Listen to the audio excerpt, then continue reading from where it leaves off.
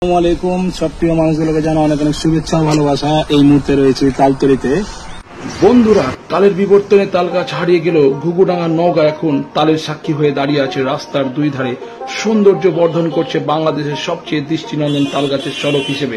ইন্টারনেটের দুনিয়ায় নওগাঁকে দিয়েছে এক নতুন পরিচিতি। কিন্তু এই সড়ক কিভাবে সৃষ্টি হলো, বা এই তাল গাছগুলো কে রোপণ করেছে, বা কে বা কারা এই তাল গাছগুলোকে এত বড় সারিবদ্ধভাবে রোপণ করেছে, তা জানাবো। সবসহ থাকছে আজকের এই ভিডিওতে।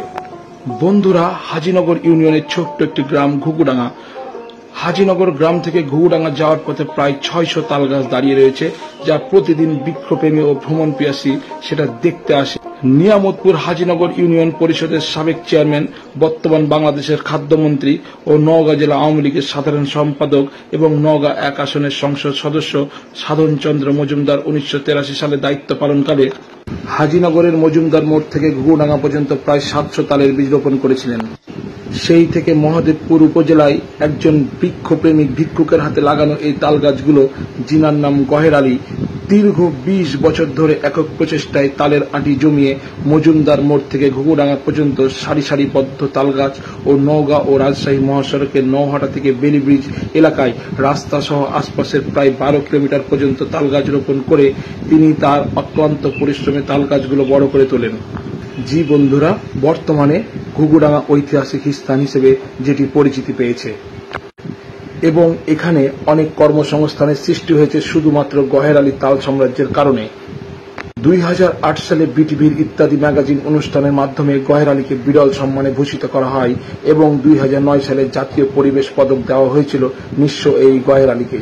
বন্ধুরা, আরো জেনে খুশি হবেন যে 30 বছর আগের লাগানো এই তাল গাছগুলো বর্তমানে বজ্রপাত রোধ করতে ব্যাপক ভূমিকা রাখছে, এবং প্রথম দিকে ছিল এই পথটি মেঠো পথ, তবে গ্রামীণ অবকাঠামো উন্নয়নের আওতায় সম্প্রতি পাকা করা হয়েছে এই সড়কটি। ঘুঘুডাঙ্গায় প্রায় 3 কিলোমিটার দূরে রয়েছে সারি সারি তাল গাছ। আমাদের এই পরিবেশকে আগের অবস্থায় ফিরিয়ে নিতে নিঃস্বার্থ গহের আলীর মতো আরো গহের আলীর প্রয়োজন। চলুন সবাই নিজ নিজ অবস্থান থেকে বৃক্ষরোপণের অঙ্গীকারবদ্ধ হই। যে বৃক্ষ আমাদের দেশ বাঁচাবে, বাঁচাবে আমাদের সন্তানদেরকে। গহের আলী আজ বেঁচে নেই, কিন্তু তার লাগানো তাল গাছ ঠিক দাঁড়িয়ে আছে, যা থেকে আমরা অনেক আনন্দ উপভোগ করছি। সেই গহের আলীকে জানাই হৃদয়ের শ্রদ্ধাঞ্জলি। আল্লাহ তার বিদেহী আত্মাকে শান্তিতে রাখেন। অবশেষে আমাদের ফেরার পালা।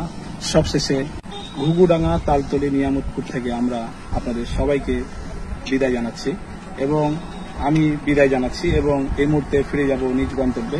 ততক্ষণ সবাই ভালো থাকবেন। আসসালামু আলাইকুম। শেয়ার করবেন, কমেন্ট করবেন, লাইক করবেন। সবাই ভালো থাকবেন।